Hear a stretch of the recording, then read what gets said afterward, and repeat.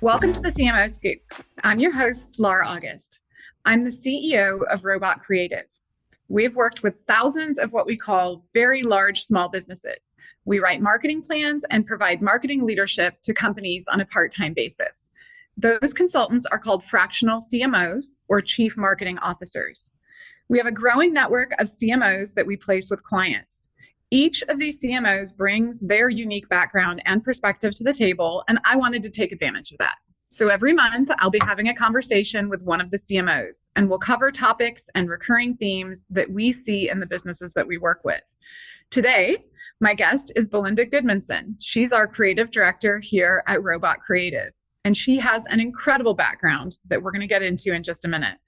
Today, we're talking about branding for small businesses, including some of the challenges, opportunities, and ways to create more brand awareness.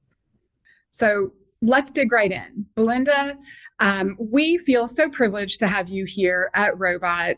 Belinda moved back to San Antonio, her hometown, from New York, where she was working as a creative director, and we feel so lucky to have her. If you could give our listeners just a little bit of an overview where you're coming from, that would be incredible. Sure. Hi. Thank you so much for having me, Laura. I appreciate it. It's great. Yes, I have a pretty extensive background, and it covers a bunch of different areas. I started in marketing.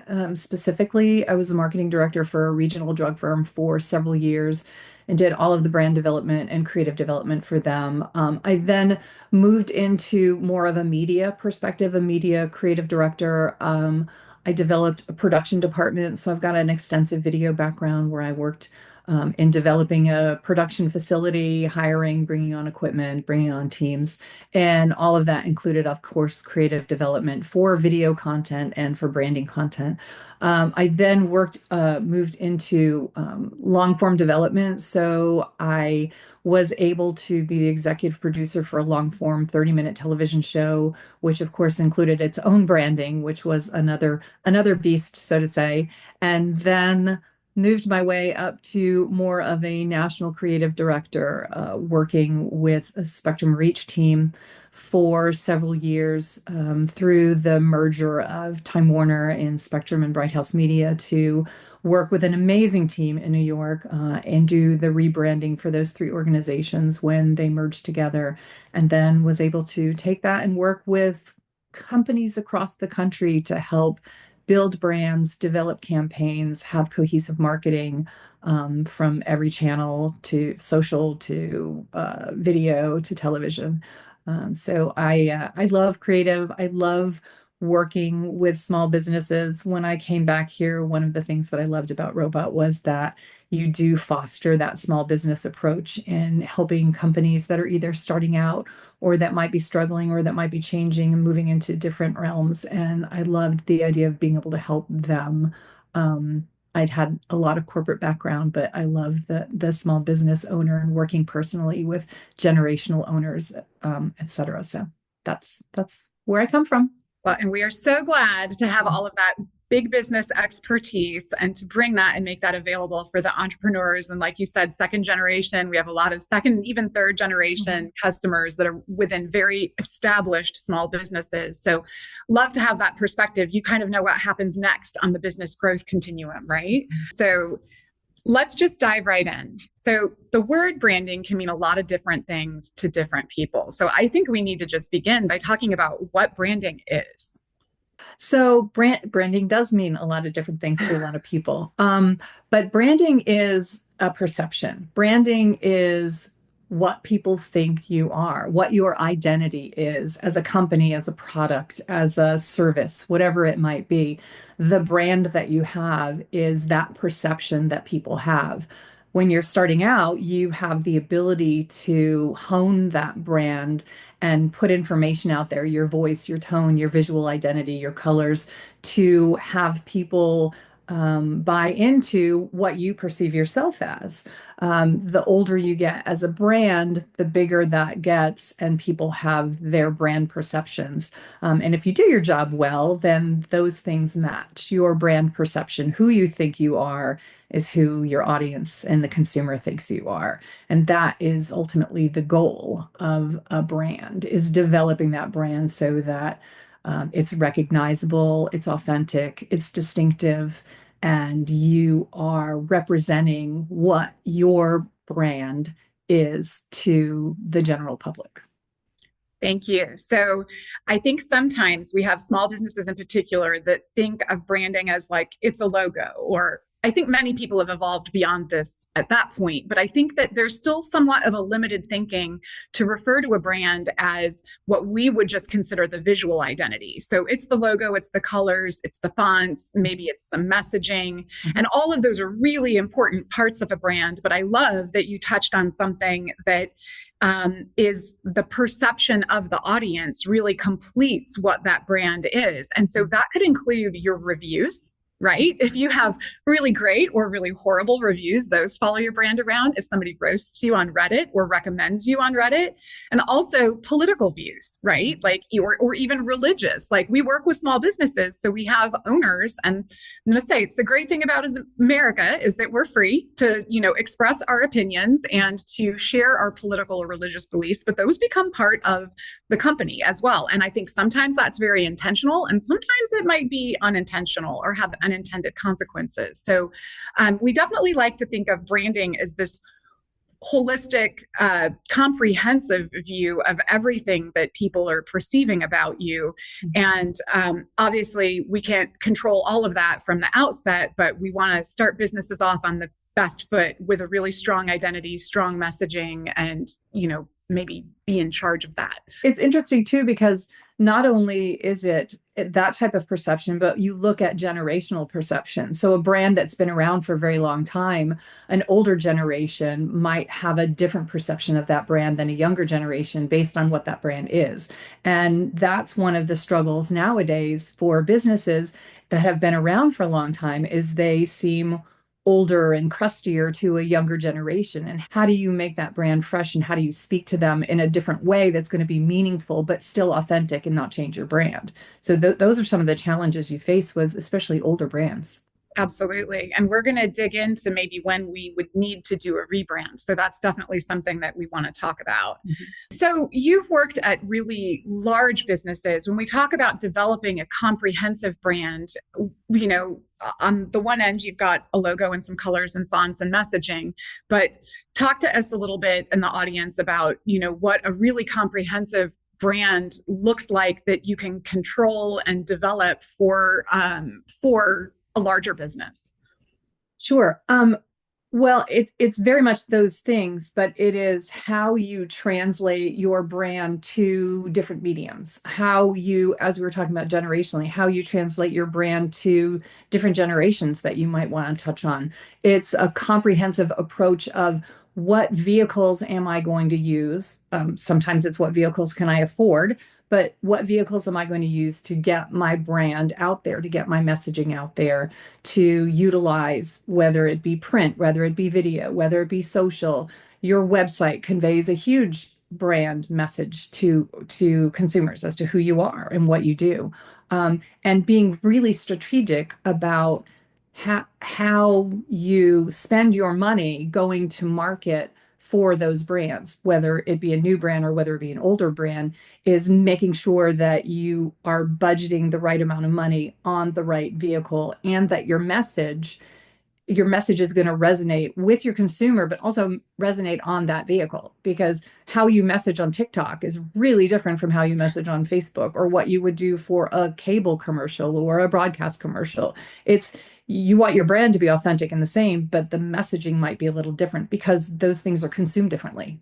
Absolutely. Now, in a really large organization that might be big enough to have individual brand managers to manage specific products or services, Absolutely. They may have something called a style guide. And so a style guide would be a document or a series of files. You may have a data management or an asset management system that really locks all of these things Belinda has just described in place and makes very specific guidelines and recommendations for each medium, for each audience that you might be approaching.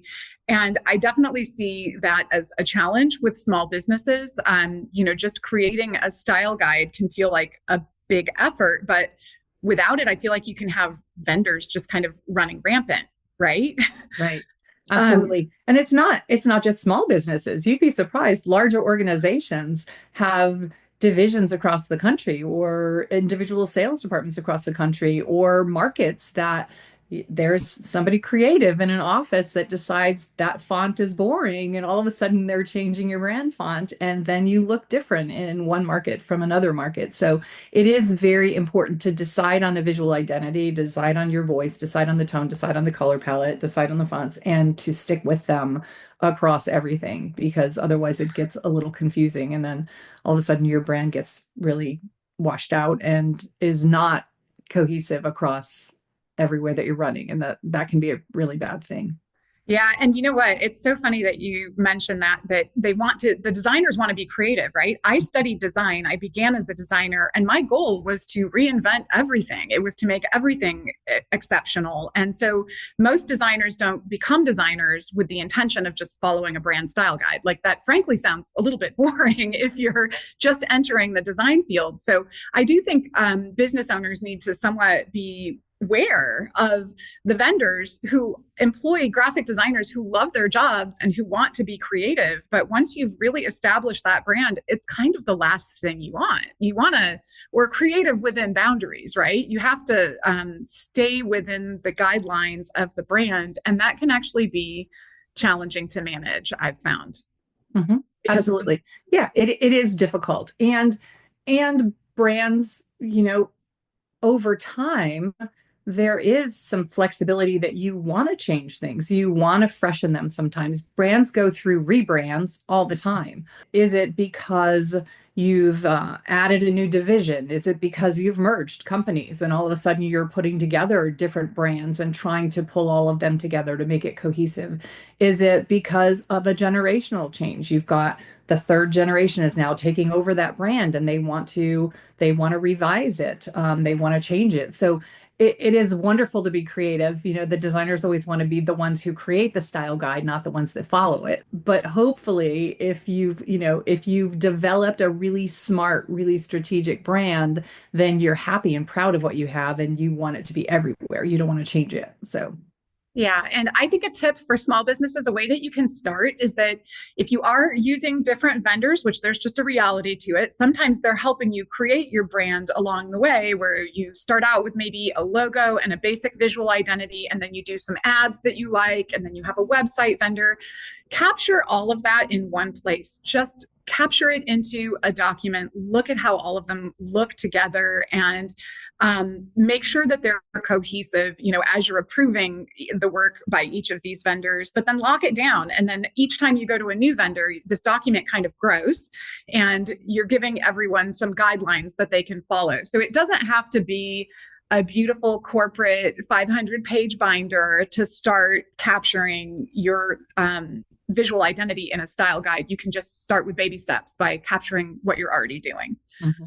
So there are probably some of our guests who are questioning their brand. They may have joined in because they're either launching a brand, which we will get to, but maybe they already have a brand, or they're wanting tips on how to make their brand stronger. So what advice do you have for them to go about evaluating their own brand? Well, I'd say the first thing is, as we talked about with brand development, is to make sure that your brand communicates who you are as a company, as a product, as a service. Does it convey what you want people to perceive you as? So is it a brand that you're proud of? Is it a brand that speaks to the industry that you're in? Does it holistically have the perception that you want it to? And if it doesn't, is the perception not what you want it to be, then perhaps it is time to refresh your brand. Perhaps it is time. And there were a couple of instances that I said earlier, maybe you're changing it. Maybe there's a merger. Maybe you're bringing on, maybe you're buying another company. Maybe you're adding in another leader that is bringing some other brand with them that you want to make sure is recognized in your holistic brand. But that's the first thing, is to make sure your brand says what you want it to. The whole brand says, not just your logo, not your tagline, not your whole brand, your vision, your voice, your values, who you're communicating to, what you're communicating. Make sure that that is all cohesive. And I if think it's not, then you might need a change. And I think small business owners, sometimes the business is their baby. It is their life, right? It is their livelihood. And so they're very attached to their brands, but sometimes they are not the target audience or may not be in touch with the target audience. So I think if you could share some of the tools that really large businesses, this is not inexpensive, but there are some tools that large businesses use to understand their brand. And I think if we speak about that for a moment, it'll help some of the smaller businesses understand how big businesses go about evaluating their brand or adjusting their brand. They don't just give it to a designer and say, change it. Right. Yeah, absolutely. And you're right. A lot of the ways that you do that is not inexpensive, but it is worth it in the long run, because as we talked about, we've been talking about, and we will continue to, perception is reality here. So focus groups, spending money on focus groups, surveys, consumer surveys, doing research to determine how your brand is perceived. Reviews are great to look at that, but then what is your fan base? So there are people who might use your product or your service who they come and go. Maybe they come once a week, or maybe they come once every 6 months. Who is your fan base? Who are the people who are going to stick with you? And what do they think about you? And why do they like you? What do they like about your brand? What don't they like about your brand? So some of those things can really help, consumer research and focus groups. We have a really relevant example in the news this past week with Cracker Barrel. I wonder, was there a focus group? Was there consumer research? What was the research that went into a change? Whether you like it or not is nothing political or anything like that, but Right. to make that kind of a change, to make that kind of noise. And you could question, was that actually brilliant marketing? Because now they're in the news. I don't know.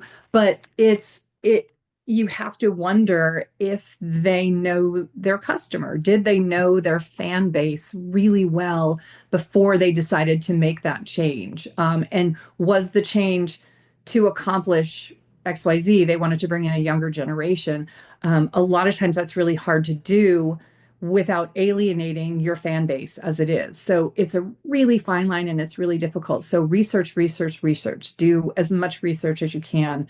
Get focus groups, send out surveys, try to do everything that you can to find out who your fans are before you start making changes. It usually comes back to bite you if you don't have that research behind you. Right. We have such a perfect example in the news. I'm glad We do. glad you worked that in, because it is so directly relevant, right? It is. And for small businesses, I think, not making the decision in a vacuum, but asking some of your key customers. If your customer base is shifting, then asking some of the new targets, asking some of those prospects and getting their reaction to branding, I think can be very helpful as well. So it's a step that is often skipped for time and money reasons. And I think also just frankly, a lack of awareness that this is how larger businesses go about this. So, before deciding on a logo or an overall visual identity, you could have 3 of them presented to your audience or audiences. And you might find that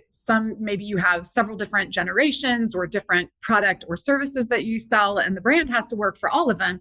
You can take those and get feedback from your different segments and see how each of them react to it. And so in the end, you may not pick one of them. You may wind up meshing a few of them and figuring out how to make that work across all of your different groups. So these tactics are not complicated for somebody that does them all day long. I would say that they are potentially complicated, or just there's a lack of awareness. It's just something that we see skipped in small business. So something that I think small businesses can also do, because we're talking about, I think consistency is just even a huge issue, right? I recommend gathering all the printed materials and potentially even printing out digital. I know printing is so old school, but I love this activity. If you have printed materials, sales collateral, swag, whatever it is, throw it all on a table and just look at how consistent it is. Look at the color, look at the fonts, look at the logo positioning and usage. The logo the same. Are you using different taglines, right? And I think you can even take that to a next step and, throw your competitors' materials on the table. And then you can see how well do you stand out. Are you blending in with all of it? Do you have differentiation? Do you have the differentiation you want? Do you look more exclusive? Do you look less exclusive? Do you look more friendly or approachable? Whatever those values are that you're trying to portray to your audience, does that come across in the materials that you're developing? So those can be some ways that are the small business versions of the larger activities that you might see in a bigger business. Right. Well, and even, ask your customers. I mean, if it's a customer-based business where you've got foot traffic or you've got people calling you, I mean, you should have relationships with those people enough to be able to ask them, what are we doing well? What do we need to improve on? How do you think of us when you think of us? We've been around for a while and we'd really like to know your opinion. We want to make sure you're happy. Those conversations, people appreciate those conversations. It's customer service. It's good customer service. So even if you don't have the money to do a focus group or some kind of research on it, research your customer base in whatever way that you can communicate with them, whether via email or in person, or telephone, call, whatever it is. Just try to reach out to them and find out what they think and what their perception is. Absolutely. We're going to drop a survey in the chat and we're going to ask you to fill it out at the end because we want your feedback. We want to know if what we're doing is resonating with the audience that we're reaching. So that's, a simple survey is an underrated tool in many cases. So I think that's a really good thing that you could bake into what you're doing as a small business to just always have a touch point with your audience to see how you're doing. Mm-hmm. And I think when we think about, we've talked about consistency, with digital channels now, you can also measure sentiment. So not just, you can somewhat evaluate your own consistency, right? And you can get feedback on whether or not it's resonating with these audience members. But if you have a large digital presence, you may already have sentiment that is out there that you can measure, which can be beneficial. Right. Yep, absolutely. I agree. And you can find that on review sites. You can find it on social media. There are tools specifically that you can use for that, depending on the channel. There's a variety of different ways to do it. You can also just use old school survey methods to ask, how are we doing? A net promoter score, which is just a simple 1 through 10. Would you recommend us, or how likely would you be to recommend us? That quick pulse from every client for a year could give you huge insights into how your business is doing and what your audience sentiment is. So I think awareness is kind of the third piece that we haven't really talked about. And I think small businesses especially struggle with awareness. So maybe Belinda, if you could speak to how we might measure awareness. Yeah, I mean, I think there's different ways. You can look, first of all, you look at numbers. I mean, there's metrics as to are people aware? And when you say aware of your brand, are they aware of your company, your product, your service? Are they aware of it? What do they think of it? What are your ratings? What are your review ratings? And those have become more and more important, as we are in a global digital landscape where there technically are no secrets. Everything is out there. Everything is out there in the stratosphere. They're going to find out about it regardless. So what are people saying? What are people thinking about it? The awareness of your brand, the awareness of things that you're doing are important, and you can control that conversation to a certain extent. You can put out what you want people to see, what you want people to hear, and the way that you want them to perceive you. But then there's this whole other autonomous background noise that happens outside of your control that you have to try to keep on top of. But there are perceptions that may or may not be positive or may may or may not be what you want them to be. And so monitoring that and keeping on top of that is really important. We have a lot of times where people will have reviews or they'll have comments about their businesses and they don't respond to them or they don't have an answer to them. And that is probably one of the worst things that you can do because you're allowing somebody else to communicate your brand. You're allowing somebody else to say something about you that you're not, I don't want to say defending yourself, but you're not putting out there the perception that you want there to be. And so that brand management, that sentiment management is really important. And you do have a lot of control over that. I mean, there are some things, no matter how hard you work and no matter how good you are at it, you can't control. But the the large landscape you can control for the most part, unless you're just unfortunately at the wrong end of something viral, and then it's a whole beast of its own. That right, which we've also seen that can be brutal. Yes. But yeah, absolutely. Just setting up Google alerts for your business and occasionally doing searches for your business or your industry to see if you come up, both key personnel, leadership team members or highly visible team members, and the company to see what's out there. Definitely recommend doing that on a regular basis. And Tangela was raising her hand, so I think we have some questions in the QA. Tangela, if you want to let us know what questions we have. Absolutely. Thank you. So the first question we have from one of our attendees is, do you think consumers are getting oversaturated with surveys? He says he feels like he is. Yes, in some ways, I do. I agree with that. I think that there are surveys that it is an overload sometimes. I find myself personally, I don't know if other people act this way, if it's a brand that I'm involved in, if it's something that I either am engaged with and or like very much or don't like very much, then I find myself involved in that survey. Like I will answer it and I will give my opinion. If it's something that I'm either not interested in or don't care about, then I don't. I think a lot of people do that. I think survey return percentages have dropped drastically in recent history simply because a lot of people are utilizing those, and from big business all the way down to small business. So trying to find ways to maybe talk directly with, as I was talking about, a fan base might skirt around that if there's a way to have personal conversations. But surveys I don't think they're going anywhere, and they can give you at least some data and some information to try to make good business decisions if you need to. We could do an entire episode on strategy for conducting surveys that people respond to. So thank you. We might. Awesome. And so another question we have from the audience is, if I have an artistic or creative type of business, what's the best way to communicate both the artistic vision and the business value in branding? Okay. Wow. Good question. So I so many questions. It's great. I think it's fabulous. I'm one of those people that I believe that art speaks for itself in a lot of ways.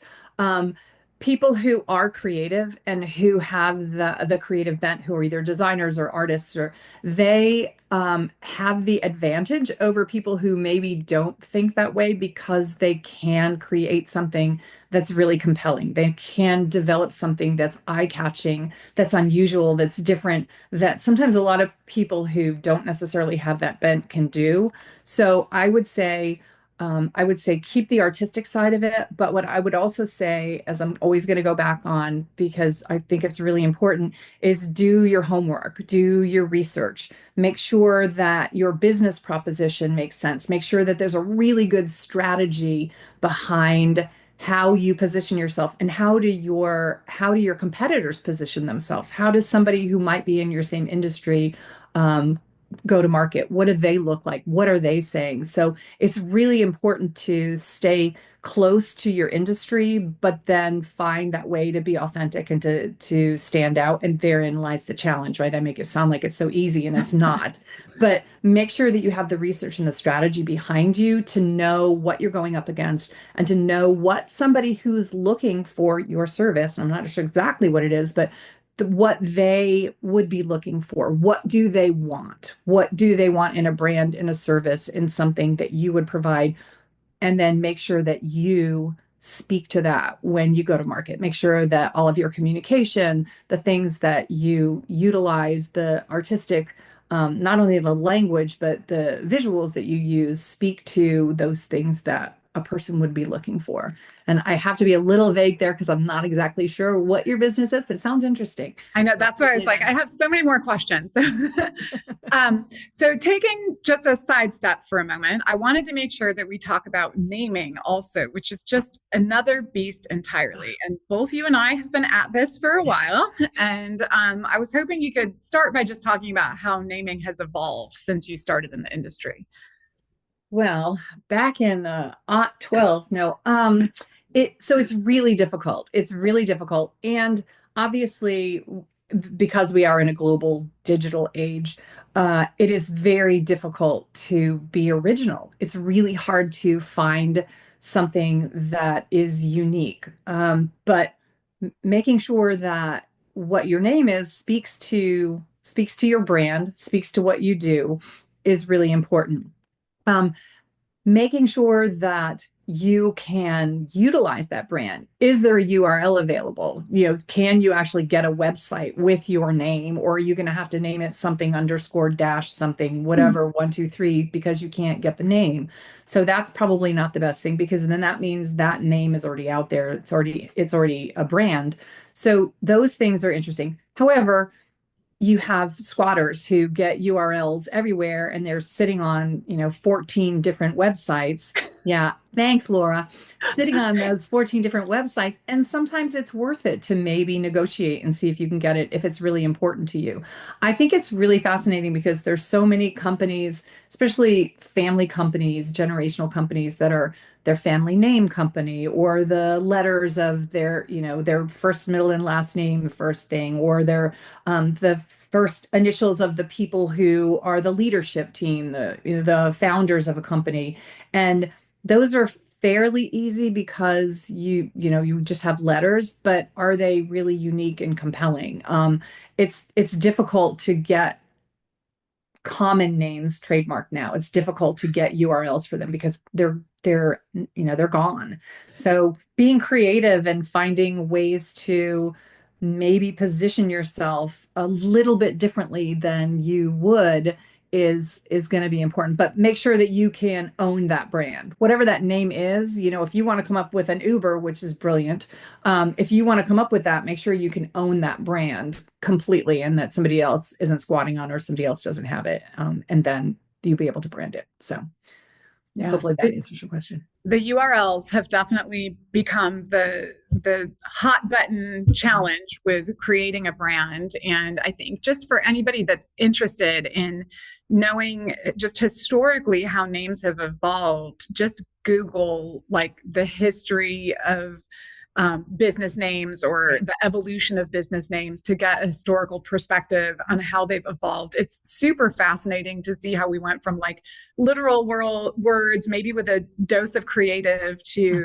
compound, to made up, to, and even logos and the history of logos have evolved kind of along with those names in a similar way. So a name can date you. It can definitely look like it belongs to a prior era, or it could look like it belongs to the wrong industry. So it's also possible to seem too techie, or not techie enough, or too human, or depending on what it is you do. So, but the challenge has definitely become this availability issue. And I know so many business owners that, having been in business now almost 30 years, are squatting on names. They have an idea and they're like, I got to lock this in right now. So I'm definitely guilty of that. I know most of our clients have at least a dozen locked away somewhere. So we're all contributing to the problem. But to Belinda's point, we've had a lot of luck purchasing those. There are a lot of squatters who've been paying, $24.99 for 12 years, and they're ready to let go of it. They may ask for $1,500 or $500. Some of them we've done in the tens of thousands if it's a really hot name that's worth it, but it is absolutely possible to purchase those names. So I would definitely encourage you, if you find the perfect name and it doesn't appear to be in use anywhere else and someone's just squatting, absolutely go after that URL. Right. And in the case of an Uber, so you can come up with names in so many. I mean, Steve Jobs was standing in an apple orchard. I mean, that's how Apple came about. He spent a lot of money on that brand and he branded it really, really well. But there are different things that you can come up with that aren't necessary, that don't speak to what you do or what widget you have or something, that if you do a really good job branding it, it can become a big, giant global brand. There's tons of examples of that. And you just have to be really creative and it has to make sense. And you have to be able to justify sort of what it is, why that name and why did I pick that, and create sort of a manifesto as to why that makes sense for my business or my service or my industry. So absolutely. So I want to move on and talk about refreshing a brand. When is it time? When do you need the tap on the shoulder, or when do you consider changing a brand? Yeah, that's hard. As we were just talking about earlier, it can be a double-edged sword because you have fans and you have loyalists who love your brand and who like your brand just the way it is. And it has become increasingly difficult with really multi-generational. I mean, we have 7 to 10 generations now that are still alive that we're trying to market to in compelling ways. And it's really hard. You have to look at your brand through the eye of your consumer. Does it represent who you are now, as we were talking about earlier? If it's a second or a third generational business, is it still the same as it was when grandfather, grandmother, grandparents owned it? Does it have the same marketability? Is your audience the same? And are you still speaking to that audience, or is your audience changing? And does your audience need that brand to change? We talked a little bit about it. Are you merging? Are you acquiring a new business? Do you have a new segment that you're going after for some particular reason? Just to change it is not a good idea because that can come back to bite you. But there are sometimes brands that just are old and are dated and just need a little refresh. Sometimes it's not changing it wholesale. You don't have to make global changes so that it doesn't even look like the same brand. You can just freshen it up a little bit. And I would say that those are the most important things to look at, is making sure your brand still speaks to the audience that you want it to speak to, and does it need to be changed? Don't change it just to change it. Does it need to be changed or refreshed or modernized in some way? Yeah. And sometimes owners will ask us, will this be hard? Will this be a problem to change it? And one of the questions I always ask is, how much awareness is there? Like if you have a really widespread, like a mass audience where they do recognize the brand either in a geography or nationally, like there's a much larger effort that's required to rebrand and to communicate that and to get that out to everyone, as opposed to a very small business that might have a very concrete list.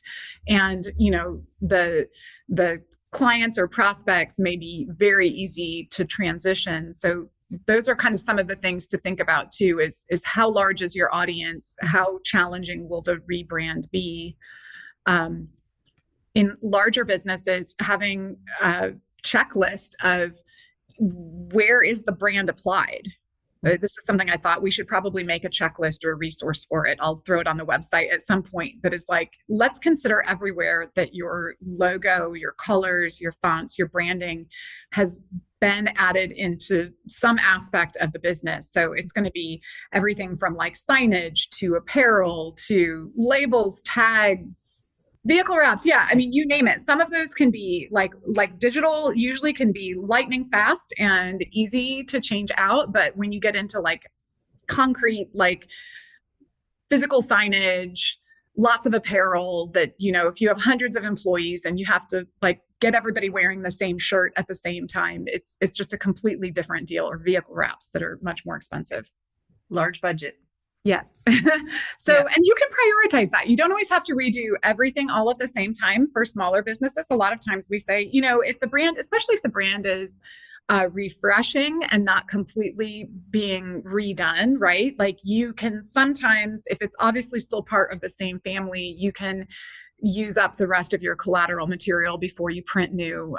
It's not going to make the biggest splash, as redoing it all at the same time, but you may not be going for the splash. You may just need a transition, and it's okay to do that slowly, I think, if that's what you're going for.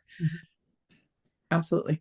So you've mentioned several times about how audiences are becoming more segmented. And so let's go more in depth on that and talk about how that's changing the way we approach branding. Sure. Audiences are segmented. There are fragmented audiences out there, and there's a new app or a new medium every day that's being added. So what is the next greatest thing? Where are we going to go? Is it going to be Threads? Where are we going to go with the next thing? And it forces, especially smaller businesses, it really forces you to hone in on the authenticity of your voice. It forces you to be wholly authentic in how you go to market. You have to make sure that what you're saying, what you're putting out there, the language that you use, the imagery that you use, all of it speaks to who you are. And there's so much noise out there that you have to figure out a way to cut through that with your messaging. What really differentiates you from somebody else? Why should somebody use your thing, your service, your business, come to your store as opposed to somewhere else? And be honest about it. As we look at marketing, especially as we starting in millennia and younger and Gen Z and all that, you look at personal identity is so important to them. It's not the big brand identity. It's who's running it and what are they doing and what are they supporting and what causes do they belong to and where do they spend their free time and where do they spend their money? Because I want to attach myself to that. I want to attach myself to somebody who I believe in and I think that they're doing good, or I think that they're doing something that I believe in. And it has become more and more important with younger generations to really be cognizant of that and to make sure that you are communicating those differentiators in different ways on the different platforms that are being consumed by the different age groups. So you can look at the market research and see, what demographics, look at Facebook, which demographics are on TikTok, what demographics watch TV, which demographics. So you can look at all of them and it can inform your decision as to how you want to speak to each of them from a branding perspective, from a collateral perspective, from a tone perspective, video versus static versus just words. There are all kinds of different things that you can do to communicate, but just making sure that you are completely authentic in your voice, because you can say things in 5 different ways as long as it's real and it's your brand, because there's so much out there that people know when you're kind of full of it nowadays. So Absolutely. Yeah. I mean, I think it's important to establish one brand, one visual identity, one primary voice and set of messaging, but then drill down deeper and develop variations on that all still fit within that larger brand, but that are specific to those different segments. And, sometimes when we talk to really established business owners, owners of very established businesses might be the better way to say it. I think some of them have been surprised when I say that, I have a kiddo that's in 11th grade right now. So he's Gen Z and he has Gen Z teachers. And they speak an entirely different language than millennials or Gen X. They're on entirely different platforms. They're absolutely influencing buying decisions. They have their own purchasing power. They're not as large of a consumer group, obviously, as millennials, but they are the new generation. And so looking at that, I think sometimes businesses get used to what they started with. So especially, we have a lot of businesses that are like 75 years older or older than that as clients. And it's funny, if you trace back to when they started the business, they might be using some of the same tactics that they were using when they started. So I always say, like, if you've been in business for a minute, look to see what you're doing now. And if it's just a slight variation on what you were doing to attract your customers back when, you may want to take a fresh look around at the competition to see, are they on completely different channels? Do they have a completely different look and feel? Are they going after these new upcoming generations? And are you going to lose all of that if you don't adapt? So, a good solid look around every once in a while, I think, is in order for a lot of small businesses, which is hard because most owners are wearing a million hats and they don't think, unless it whops them in the face, they don't think, I need to just go do a competitive analysis this week.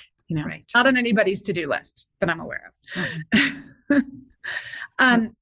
So Belinda, you have done so many rebrands, new brand launches, and also helped existing businesses who have had very little visibility gain more awareness. So what advice do you have for small businesses that are trying to launch a brand, that are trying to create awareness and get awareness out there to their audience?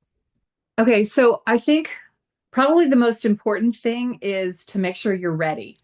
The worst thing that can happen is you try to redo a brand, you're rebranding, you're launching a new brand, whatever it is, but rebranding specifically, and you don't have all the components ready for it because people are used to seeing your brand in a certain way, communicating your brand in a certain way. So make sure that you are actually ready and have a comprehensive plan of going to market. Sometimes you can redo your logo and you maybe redo your website and you've got some new signs, but then all of the collateral that you're using still has an old brand on it, still has an old voice and tone. It might still have your old logo or old colors on it. You're launching a new product and you've got all the collateral internally and you know exactly what it is, but your people in the field might not know all of the facets of it. They might not have the communication to give to the consumer and are not familiar with it. So you're not ready. It's going to be a waste of time and money to do that if you're not fully prepared to rebrand and relaunch and you're ready. You had talked about earlier how sometimes you can, if it's just a refresh, you can trickle those things out and do little components. And I agree with that. I think that there are ways to do that. But I also think that you have to make sure that there is a concrete timeline and a strategy behind when those things happen. And if you're in a really heavy consumer facing, like a retail business or something, I would definitely recommend not doing that. I would recommend making sure everything's ready to go to market before you redo that, and have your justification, have your manifesto, so to say, make sure that you know why you're doing that and you can clearly communicate to your consumers why you're doing the rebrand, what it means, what's new about it, what's exciting about it, why you feel it's an important thing. Because as we talked about earlier, if you don't have that communication out front and you're not ready and you haven't done your research, you can have an amazing, fresh new brand. It looks great and it's going to fall flat, or you're going to really tick people off because they're not ready for it. They like your brand the way it is, and they don't understand the justification behind why you're doing what you're doing. I love it. Solid advice, especially given what's happening right now with Cracker Barrel. I also think that it's so important to understand these shifting segments and who your audience is. Actually, our next CMO Scoop is titled "You Are Not the Target Audience." And what Lana Harris and I will be discussing is evaluating your customer list, understanding your target audience. And so in the next episode, we're going to dig even deeper into that and talk about how, if you're doing, a launch, like making sure that you're reaching the people that you're trying to reach where you need to reach them.